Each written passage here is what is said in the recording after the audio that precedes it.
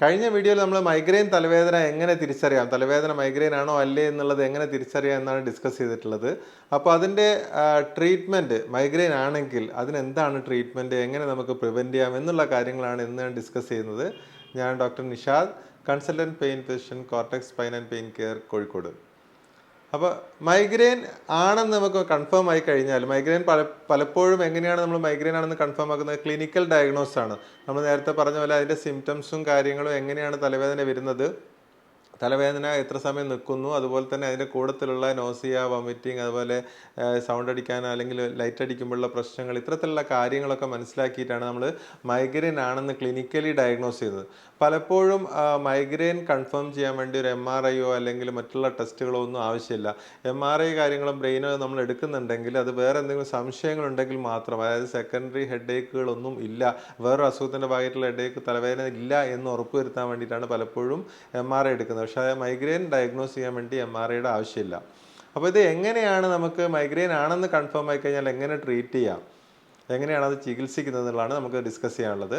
അപ്പോൾ മൈഗ്രെയിൻ്റെ ഞാൻ നേരത്തെ പറഞ്ഞു പല രീതിയിലുണ്ട്. അതായത് എപ്പിസോഡിക് മൈഗ്രെയിൻ ഉണ്ട്, അതുപോലെ തന്നെ ക്രോണിക് മൈഗ്രെയിൻ ഉണ്ട്. എപ്പിസോഡിക് മൈഗ്രെയിൻ ഉദ്ദേശിച്ച് പറഞ്ഞാൽ വല്ലപ്പോഴും വരുന്ന രീതിയിൽ, അത് ചിലപ്പോൾ നമുക്ക് മാസത്തിൽ ഒരിക്കലാവാം, അല്ലെങ്കിൽ 2 മാസം കൂടുമ്പോൾ ഒരിക്കലാവാം, അല്ലെങ്കിൽ ഒരു ആഴ്ചയിൽ ഒരിക്കലാവാം. അങ്ങനെ പല രീതിയിൽ എപ്പോഴെങ്കിലും വരാം, വന്നിട്ട് 2-3 ദിവസം നിന്ന് പിന്നെ പോകുന്ന രീതിയിൽ വരാം.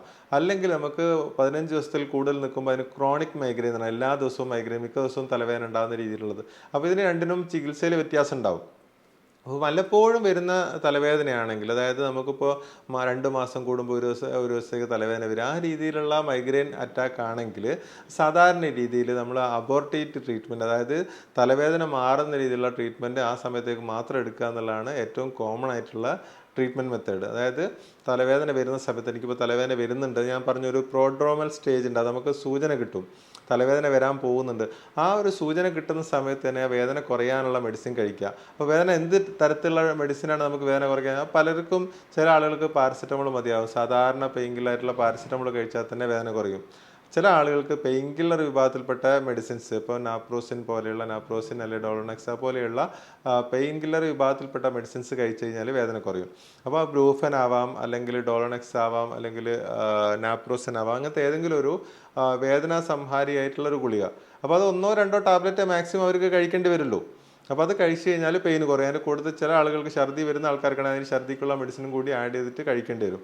അപ്പോൾ ഇതാണ് ഏറ്റവും കോമൺ ആയിട്ട് നമ്മൾ ഈ വല്ലപ്പോഴും വരുന്ന തലവേദന വരുമ്പോൾ ഈ ഒരു രീതിയിലുള്ള ട്രീറ്റ്മെൻറ്റ്, ഒന്നെങ്കിൽ പാരസെറ്റമോൾ അല്ലെങ്കിൽ ഈ രീതിയിലുള്ള പെയിൻ കില്ലർ കഴിച്ചാൽ മതിയാവും. ഇത് നമുക്ക് കോമൺ ആയിട്ട് മെഡിക്കൽ ഷോപ്പിൽ നിന്ന് വാങ്ങാൻ പറ്റുന്നതും കഴിക്കാൻ പറ്റുന്നതായിട്ടുള്ള മെഡിസിൻസ് ആണ്. അതല്ലാതെ മൈഗ്രെയിനു വേണ്ടി മാത്രമായിട്ട് മൈഗ്രെയിൻ അറ്റാക്ക് അവോയ്ഡ് ചെയ്യാനുള്ള അല്ലെങ്കിൽ ട്രീറ്റ് ചെയ്യാനുള്ള മെഡിസിൻസ് ഉണ്ട്. അപ്പോൾ നമ്മൾ ട്രിപ്റ്റാൻസ് പറയും. ട്രിപ്റ്റാൻസ് എന്ന് പറഞ്ഞാൽ സുമാട്രിപ്റ്റാൻ, റിസാട്രിപ്റ്റാൻ, ഒരുപാട് പേരിലുള്ള ഒരു മെഡിസിൻ ഉണ്ട്. അപ്പോൾ ഇത് നമുക്ക് ചിലപ്പോൾ ടാബ്ലറ്റ് ചിലപ്പോൾ ചിലർക്ക് പറ്റില്ല. സിവിയർ ഹെഡേക്ക് ആയിട്ട് വരുന്ന ആളുകളാണെങ്കിൽ ചിലപ്പോൾ ഛർദി ഉണ്ടാവും അതിൻ്റെ കൂടുതൽ, അപ്പോൾ അവർക്ക് ടാബ്ലറ്റ് കഴിക്കാൻ പറ്റില്ല. അങ്ങനത്തെ ഉള്ള ആൾക്കാർക്ക് മൂക്കിലടിക്കാൻ പറ്റുന്ന നേസൽ സ്പ്രേ ഉണ്ടാവും, അല്ലെങ്കിൽ സബ്ക്യൂട്ടേനിയസ് ആയിട്ട് ജസ്റ്റ് സ്കിന്നിൻ്റെ അടിയിൽ ഇഞ്ചെക്ട് ചെയ്യാൻ പറ്റുന്ന രീതിയിലുള്ള മെഡിസിൻ. അപ്പോൾ ഇതൊക്കെ ഈ രീതിയിലൊക്കെ വരുന്നതാണ്. ഈ ട്രിപ്റ്റാൻസ് വരുന്നത് ഈ എല്ലാ ഫോമിലും വരുന്നുണ്ട്. നമുക്ക് ടാബ്ലറ്റായിട്ടും കഴിക്കാം, അല്ലെങ്കിൽ മൂക്കിലടിക്കുന്ന സ്പ്രേ ഉണ്ടാവും, അല്ലെങ്കിൽ ഇഞ്ചക്ഷനായിട്ട് വെക്കാം, അല്ലെങ്കിൽ ഡിസോൾവ് ചെയ്ത് കഴിക്കാൻ പറ്റുന്ന മെഡിസിൻ, നാക്കിൻ്റെ അടിയിൽ വെക്കാൻ പറ്റുന്ന രീതിയിൽ മെഡിസിനൊക്കെ ഉണ്ടാവും. അപ്പോൾ അത്തരത്തിലുള്ള മെഡിസിൻ ഏതെങ്കിലും ഒന്ന് എടുത്തിട്ട് നമുക്ക് ഈ പെയിന് അബോർട്ട് ചെയ്യാം. അതല്ലെങ്കിൽ എർഗോട്ടമിൻസ് എന്ന രണ്ടാമത്തെ ഒരു വിഭാഗമുണ്ട്, അതും ഇതുപോലെ തന്നെയാണ്. നമുക്ക് നേസൽ സ്പ്രേയും അതുപോലെ തന്നെ ഇഞ്ചക്ഷൻസും എല്ലാം അവൈലബിൾ ആയിട്ടുള്ള ഒരു ടാബ്ലറ്റ്സ്. ഇത് മൈഗ്രെയിന് വേണ്ടി മാത്രമായിട്ട് നമ്മൾ പലപ്പോഴും മൈഗ്രെയിന് വേണ്ടി മാത്രം കൊടുക്കുന്ന മെഡിസിൻസ് ആണ്. അപ്പോൾ ഒന്നുകിൽ സാധാരണ പെയിൻ കില്ലർ ആയിട്ടുള്ള പാരസെറ്റമോൾ അല്ലെങ്കിൽ പെയിൻ കില്ലർ കഴിക്കാം, അല്ലെങ്കിൽ ഈ രീതിയിലുള്ള ഏതെങ്കിലും ഒരു മെഡിസിൻ എടുക്കാം. അത് ഒരു പെയിൻ, അത് എപ്പോഴും ശ്രദ്ധിക്കേണ്ട കാര്യം, ഇതിൽ ഏറ്റവും പ്രധാനപ്പെട്ട കാര്യം എന്ന് വെച്ചാൽ നമ്മൾ കഴിക്കുന്നത് വേദന വന്നതിന് ശേഷം കഴിക്കുന്നതിന് പകരം വേദന വരുന്നുണ്ടെന്ന് തുടങ്ങുമ്പോൾ തന്നെ, ഏകദേശം ലക്ഷണങ്ങൾ തുടങ്ങുമ്പോൾ തന്നെ കഴിക്കുക എന്നുള്ളതാണ് ഏറ്റവും പ്രധാനം. കാരണം അങ്ങനെയാകുമ്പോൾ ഒറ്റ ടാബ്ലറ്റ് ചിലപ്പോൾ നമ്മുടെ ആ വേദന നിന്ന് കിട്ടും, അതിൽ തലവേദന നിന്ന് കിട്ടല്ലേ വരുന്നത് ഒഴിവായി കിട്ടും. വേദന കാഠിന്യത്തിൽ എത്തിയതിന് ശേഷം നമ്മൾ ആ ടാബ്ലറ്റ് കഴിക്കുകയാണെങ്കിൽ അത് പിന്നീട് ടൈം എടുക്കും, അതിൻ്റെ ഇഫക്റ്റ് വരാനുള്ള ടൈം എടുക്കും, അത്രയും നേരം നമ്മൾ തലവേദന സഹിക്കേണ്ടി വരും. അപ്പോൾ ഏറ്റവും പ്രധാനം നമ്മൾ അബോർട്ടീവ് ട്രീറ്റ്മെൻറ്റ് എടുക്കുമ്പോൾ വേദന തുടങ്ങുമ്പോൾ അല്ലെങ്കിൽ സൂചന കിട്ടുന്ന സമയത്ത് തന്നെ അതിന് ട്രീറ്റ്മെൻറ്റ് എടുക്കുക എന്നുള്ളതാണ്. അപ്പോൾ അത് അത്തരത്തിൽ ഇപ്പോൾ ഒരു മാസത്തിലോ 2 മാസം കൂടുന്ന വരുന്ന ആളുകൾക്ക് ഇത്തരത്തിലുള്ളൊരു ട്രീറ്റ്മെൻറ്റ് മതി, വേറെ അതിന് സ്ഥിരമായിട്ട് മരുന്ന് കഴിക്കേണ്ട ഒരു ആവശ്യമില്ല. എന്നാൽ നമുക്ക് ഒരു മാസത്തിൽ 4-5 അതിലധികമോ എപ്പിസോഡ് വരികയാണ്, അപ്പോൾ എല്ലാ ആഴ്ചയും വരിക, അല്ലെങ്കിൽ മിക്ക ദിവസങ്ങളിലും വരിക, ആ രീതിയിൽ നമുക്ക് തലവേദന വരികയാണെങ്കിൽ നമുക്ക് ട്രീറ്റ്മെൻറ്റ് ഇത് മാത്രം മതിയാവില്ല. ഇടയ്ക്കിടയ്ക്ക് പെയിൻ കില്ലർ കഴിക്കുന്നതിനൊരു ട്രീറ്റ്മെൻറ്റ് ഓപ്ഷൻ അല്ല. അപ്പോൾ അത് നമുക്ക് അതിൻ്റേതായിട്ടുള്ള സൈഡ് എഫക്ട്സ് ഉണ്ടാവും. അപ്പോൾ അത്തരത്തിലുള്ള ആളുകൾക്ക് നമ്മൾ ചെയ്യേണ്ട കാര്യം എന്ന് വെച്ചാൽ നമ്മൾ ട്രീറ്റ്മെൻറ്റ് പ്രിവെൻറ്റീവ്, അതായത് പ്രൊഫൈലാക്റ്റിക് മെഡിക്കേഷൻ എടുക്കുക, തലവേദന വരുന്നത് ഒഴിവാക്കാനുള്ള മെഡിസിൻസ്. അപ്പോൾ അത്തരത്തിലുള്ള ഒരുപാട് മെഡിസിൻസ് നമുക്ക് മൈഗ്രെയിനിന് സഹായിക്കുന്ന മെഡിസിൻസ് ഉണ്ട്. അതിൽ ഉദാഹരണത്തിന് പറയുകയാണെങ്കിൽ ആൻറ്റി ഡിപ്രസൻസ്, അപ്പോൾ ആൻറ്റി ഡിപ്രഷൻ ഉപയോഗിക്കുന്ന മരുന്നുകളുടെ കാറ്റഗറിയിൽപ്പെട്ട ചില മെഡിസിൻസ് വളരെ ചെറിയ ഡോസിൽ നമുക്ക് മൈഗ്രെയിൻ വരാതിരിക്കാൻ വേണ്ടി ഉപയോഗിക്കാൻ പറ്റും. ഇപ്പോൾ ട്രിപ്റ്റോമർ പോലെയുള്ള മെഡിസിനൊക്കെ അതിന് ഉദാഹരണങ്ങളാണ്. രണ്ടാമത്തത് ഈ അപസ്മാരത്തിന് ഉപയോഗിക്കുന്ന മെഡിസിൻസ്. അപസ്മാരത്തിന് ഉപയോഗിക്കുന്ന ചില മെഡിസിൻസ് പറഞ്ഞ പോലെ തന്നെ ചെറിയ ഡോസിൽ നമുക്ക് മൈഗ്രെയിൻ്റെ പ്രൊഫൈലാക്സിസ് ആയിട്ട് ഉപയോഗിക്കാം. ചില മെഡിസിൻസ് സാധാരണ അപസ്മാരത്തിന് സ്ഥിരമായിട്ട് ഉപയോഗിക്കുന്നതാണ്. അപ്പോൾ ചെറിയ ഡോസിലാകുമ്പോൾ നമുക്കത് മൈഗ്രെയിൻ്റെ പ്രൊഫൈലാക്സിസിനായിട്ട് ഉപയോഗിക്കാൻ പറ്റും. പിന്നെ വേറൊരു കാറ്റഗറി ഉള്ളത് നമുക്ക് ബി പിക്ക് ഉപയോഗിക്കുന്ന ചില മരുന്നുകൾ, ഇപ്പോൾ പ്രൊപ്രാനോൾ എന്നൊക്കെ പറയുന്ന മെഡിസിൻസ് ഉണ്ടാവും. അത്തരത്തിലുള്ള ബീറ്റാ ബ്ലോക്കേഴ്സ് ഇറങ്ങിയ അത്തരത്തിലുള്ള മെഡിസിൻസ് നമുക്ക് മൈഗ്രെയിൻ പ്രൊഫൈലാക്സിസിന് ഉപയോഗിക്കാം. പിന്നെ ഇത് കൂടാതെ വേറെ സൈബീലിയം എന്നൊക്കെ പറയപ്പെടുന്ന ഫ്ലുനാരിസിൻ എന്നടങ്ങിയ മെഡിസിനൊക്കെ നമുക്ക് ഈ പ്രൊഫൈലാക്സിന് ഉപയോഗിക്കുന്ന മെഡിസിൻസ്. അപ്പോൾ ഒരുപാട് മെഡിസിൻസ് ഉണ്ട് അതിൽ. നമുക്കതിൽ ഏത് മെഡിസിൻ വേണം എന്നുള്ളത് മിക്കപ്പോഴും രോഗിയുടെ മറ്റുള്ള അസുഖങ്ങളും അവരുടെ മറ്റുള്ള അവസ്ഥകളൊക്കെ നോക്കിയിട്ട് ഡോക്ടർ തീരുമാനിക്കുന്നതാണ് മിക്കപ്പോഴും ചെയ്യുക. അപ്പോൾ ഒരാൾക്ക് തടി കൂടുതൽ, ഓൾറെഡി തടി കൂടുതൽ, ചില മെഡിസിൻസൊക്കെ തടി കൂട്ടുന്ന മെഡിസിൻസ് ഉണ്ടാവും. അപ്പോൾ അതാകുമ്പോൾ നമ്മൾ അത്തരത്തിലുള്ള മെഡിസിൻ ഒഴിവാക്കിയിട്ട് മറ്റുള്ള മെഡിസിൻസ് എടുക്കേണ്ടി വരും. അപ്പോൾ ഓരോ മെഡിസിനും ചെറിയ ചെറിയ സൈഡ് എഫക്ട്സ് ഉണ്ടാവും. അതിനനുസരിച്ച് നമ്മൾ ഏത് വേണമെന്ന് തീരുമാനിക്കുന്നത് സാധാരണ രീതിയിൽ രോഗിയുടെ മറ്റുള്ള രോഗാവസ്ഥകളും അല്ലെങ്കിൽ മറ്റുള്ള ശാരീരിക അവസ്ഥകളും വെച്ചിട്ടാണ് പലപ്പോഴും തീരുമാനിക്കുന്നത്. പക്ഷേ നമ്മളൊരു പ്രൊഫൈലാക്റ്റിക് ട്രീറ്റ്മെൻറ്റ് എടുക്കുമ്പോൾ ഏറ്റവും പ്രധാനം എന്താണെന്ന് വെച്ചാൽ അത് കുറച്ച് മാസങ്ങൾ എടുക്കേണ്ടി വരും. അതൊരു ഒരാഴ്ചത്തേക്കോ രണ്ടാഴ്ചത്തേക്കോ ഉള്ളതല്ല. അത് എടുക്കുകയാണെങ്കിൽ ഒരു 3 മാസം മുതൽ 6 മാസം വരെ തുടർച്ചയായിട്ട് ആ മെഡിസിൻ എടുക്കേണ്ടി വരും. അപ്പോൾ അങ്ങനെ ആകുമ്പോൾ നമ്മൾ എടുത്ത ഉടനെ വേദന നിൽക്കുകയല്ല ചെയ്യുക.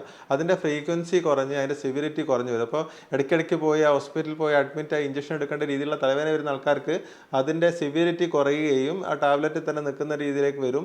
പിന്നെ അത് വരുന്ന എപ്പിസോഡ് നമ്മളിപ്പോൾ ഒരു സാധാരണ എല്ലാ ആഴ്ചയിൽ 2-3 പ്രാവശ്യം വരുന്ന ആൾക്കാർക്ക് പിന്നെ അത് കുറഞ്ഞ ആഴ്ചയിൽ ഒരു ദിവസം, പിന്നെ ആഴ്ചയിൽ മാസത്തിൽ ഒരു ദിവസം, അങ്ങനെ കുറഞ്ഞ് അതിൻ്റെ ഫ്രീക്വൻസി കുറഞ്ഞ് നിൽക്കുകയാണ് സാധാരണ ചെയ്യുക. അപ്പോൾ ഇത്തരത്തിലുള്ള മെഡിസിൻസാണ് നമ്മൾ പ്രൊഫൈലാറ്റിക് മെഡിക്കേഷൻ എന്ന് പറയുന്നത്. അതായത് ഒരു മെഡിസിൻ എടുത്തു കണ്ടിന്യൂസ് ആയിട്ട് കുറച്ച് മാസങ്ങൾ എടുക്കുമ്പോൾ തലവേദനയുടെ കാഠിന്യവും ഫ്രീക്വൻസിയും കുറഞ്ഞ് നിൽക്കുന്ന രീതിയിലേക്ക് വരും. അപ്പോൾ അതിനാണ് നമ്മൾ പ്രൊഫൈലാക്റ്റിക് മെഡിക്കേഷൻ എന്ന് പറയുന്നത്. അപ്പോൾ 2 രീതിയിൽ, ഒന്ന് അബോർട്ട് തലവേദന വന്നാൽ മാറാനുള്ള മരുന്നുകൾ, രണ്ടാമത്തത് തലവേദന വരാതിരിക്കാനുള്ള മരുന്നുകൾ. ഈ 2 രീതിയിലുള്ള ട്രീറ്റ്മെൻറ്റാണ് നമുക്കിതിന് ഉപയോഗിക്കുക. ഇതിലിപ്പോൾ ലേറ്റസ്റ്റ് ആയിട്ട് പല വില കൂടിയുള്ള മെഡിസിൻസ്, കുറേ കാലത്തേക്ക് തലവേദന മാറ്റുന്ന രീതിയിലുള്ള മെഡിസിൻസ് എല്ലാം ഉണ്ട്.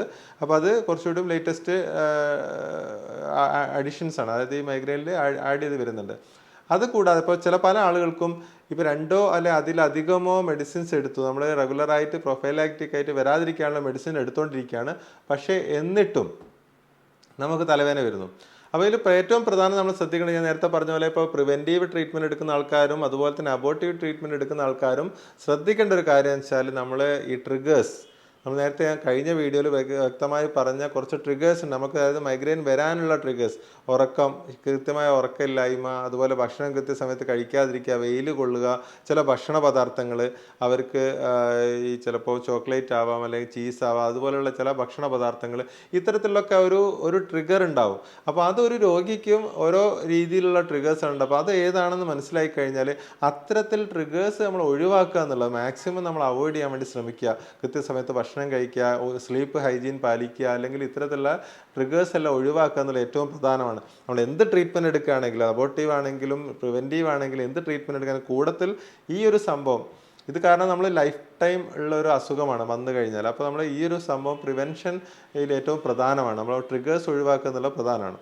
അപ്പോൾ ഇതെല്ലാം കഴിഞ്ഞ് നമ്മളിപ്പോൾ മെഡിസിൻസ് എടുത്തു, അപ്പോൾ 2 അതിലധികമോ ടൈപ്പ് പ്രിവെൻറ്റീവ് മെഡിസിൻ എടുത്തിട്ട് പിന്നെയും ഫ്രീക്വൻ്റ് ആയിട്ട് തലവേദന വരികയും അത് നമ്മളെ ജോലിയെ ബാധിക്കുന്ന രീതിയിൽ വരുന്ന ആൾക്കാരുണ്ടാവും. അപ്പോൾ അത്തരത്തിലുള്ള ആൾക്കാർക്ക് നമുക്ക് മറ്റുള്ള ട്രീറ്റ്മെൻറ്റ് ഓപ്ഷൻ, ഇൻ്റർവെൻഷണൽ ട്രീറ്റ്മെൻറ്റ് വരുന്നത് അവിടെയാണ്. അപ്പോൾ അതിൽ നമുക്ക് നെർവ് ബ്ലോക്കുകൾ വരും. അതായത് നമുക്ക് ഓക്സിപിറ്റൽ നെർവ് ബ്ലോക്ക് അല്ലെങ്കിൽ ഇവിടെയുള്ള സുപ്രാട്രോക്ലിയർ നെർവ് ബ്ലോക്ക്, മറ്റ് ആ ഭാഗത്തേക്ക് തലവേദന ഏത് ഭാഗത്താണോ കൂടുതൽ ആ ഭാഗത്തേക്കുള്ള വേദന കുറയ്ക്കുന്ന രീതിയിലുള്ള നെർവ് ബ്ലോക്ക്സ് ഉണ്ട്.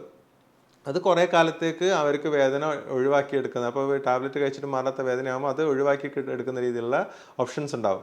അപ്പോൾ അതിനേക്കാളെല്ലാം ഏറ്റവും കോമൺ ഇപ്പോൾ ക്രോണിക് മൈഗ്രെയിൻ, ഞാൻ പറഞ്ഞ 15 ദിവസത്തിൽ കൂടുതൽ മൈഗ്രെയിനുള്ള കാര്യം പറഞ്ഞിട്ടുണ്ടായിരുന്നു. അപ്പോൾ അത്തരത്തിലുള്ള മൈഗ്രെയിനുള്ള ഡെയിലി തലവേദനയുള്ള ആൾക്കാർക്കാവുമ്പോൾ നമുക്ക് ബോട്ടോക്സ് എന്ന് പറഞ്ഞാൽ നമ്മൾ സൗന്ദര്യവർഗ്ഗത്തിന് ഉപയോഗിക്കുന്ന ഒരു മെഡിസിനാണ് ബോട്ടോക്സ്, ഇഞ്ചക്ഷനാണ്. അപ്പോൾ അത് നമുക്ക് ഈ മൈഗ്രെയിനിൽ, ക്രോണിക് മൈഗ്രെയിനിൽ FDA അപ്രൂവ്ഡ് ആയിട്ടുള്ള ഒരു ട്രീറ്റ്മെൻറ്റ് ഓപ്ഷനാണ് ബോട്ടോക്സ്. അപ്പോൾ അത് നമ്മൾ തലയുടെ പല പോയിന്റുകൾ 10-28ഓളം പോയിന്റുകൾ വളരെ ചെറിയ ഡോസിൽ ഈ ബോട്ടോക്സ് ഇഞ്ചക്ഷൻ ചെയ്ത് കഴിഞ്ഞാൽ നമുക്കൊരു 4 മുതൽ 6 മാസം വരെ തലവേദന ഇല്ലാതെ കിട്ടും. അപ്പോൾ ഏറ്റവും കൂടുതൽ എന്ന് പറഞ്ഞാൽ ചിലപ്പോൾ ഒരു എക്സാമുള്ള ആളുകൾ അല്ലെങ്കിൽ മറ്റുള്ള വർക്ക് ഷെഡ്യൂളുള്ള ആൾക്കാർക്കൊക്കെ ഇത്തരത്തിലുള്ള ട്രീറ്റ്മെൻറ്റ് ഫലം ചെയ്യും. കാരണം നമുക്ക് പല മെഡിസിൻ എടുത്തിട്ട് ക്ഷീണം വരികയോ അല്ലെങ്കിൽ ബുദ്ധിമുട്ട് വരികയോ മെഡിസിൻ എടുത്തിട്ട് മാറാതെ വരികയോ ചെയ്യുന്ന ആൾക്കാർക്ക് ഈ ബോട്ടോക്സ് ട്രീറ്റ്മെൻറ്റ് കൊണ്ട് നമുക്ക് തലവേദന മാറ്റിയെടുക്കാൻ പറ്റും. അതാണ് ഇപ്പോൾ ലേറ്റസ്റ്റ് ആയിട്ട് അല്ലെങ്കിൽ ഇൻ്റർവെൻഷനായിട്ട് നമുക്ക് ചെയ്യാനുള്ള ഈ മൈഗ്രെയിൻ തലവേദന മാറാനുള്ള ഒരു ട്രീറ്റ്മെൻറ്റ് ഓപ്ഷൻ. അപ്പോൾ നമുക്ക് പറഞ്ഞ പോലെ ട്രിഗേഴ്സ് പ്രിവെൻറ്റ് ചെയ്യുകയും ഈ പ്രൊഫൈലാക്റ്റിക് മെഡിസിൻ എടുക്കുകയും ചെയ്തിട്ടും തലവേദന മാറാതെ വരുമ്പോൾ ഇത്തരത്തിലുള്ള ഇൻ്റർവെൻഷൻ ട്രീറ്റ്മെൻറ്റ് ഓപ്ഷൻസും നമുക്ക് അവൈലബിൾ ആണ്. അപ്പോൾ ഇതാണ് മൈഗ്രെയിൻ. എന്താണ് മൈഗ്രെയിൻ, അല്ല മൈഗ്രെയിൻ്റെ സിംറ്റംസ് എങ്ങനെയാണ് മൈഗ്രെയിൻ ആണെന്ന് കണ്ടുപിടിക്കുന്നത്, അതിനുള്ള പ്രിവെൻറ്റ് ചെയ്യാനുള്ള ഓപ്ഷൻസ് എന്തൊക്കെയാണ്, എന്തൊക്കെ കാര്യങ്ങളാണ് നമ്മൾ ശ്രദ്ധിക്കേണ്ടത്, മെഡിസിൻസ് ഏതൊക്കെയാണ് കോമൺ ആയിട്ട് ഉപയോഗിക്കുന്നത്, ഇത്തരത്തിലുള്ള കാര്യങ്ങളും അതിൻ്റെ ഫർദർ ഓപ്ഷൻ അഡ്വാൻസ്ഡ് ആയിട്ടുള്ള ഓപ്ഷൻസും ഞാൻ പറഞ്ഞു കഴിഞ്ഞു. അപ്പോൾ മൈഗ്രെയിൻ സംബന്ധമായ എന്തെങ്കിലും സംശയങ്ങളുണ്ടെങ്കിൽ നിങ്ങൾക്ക് താഴെ കമൻറ്റ് ചെയ്യാവുന്നതാണ്. നന്ദി.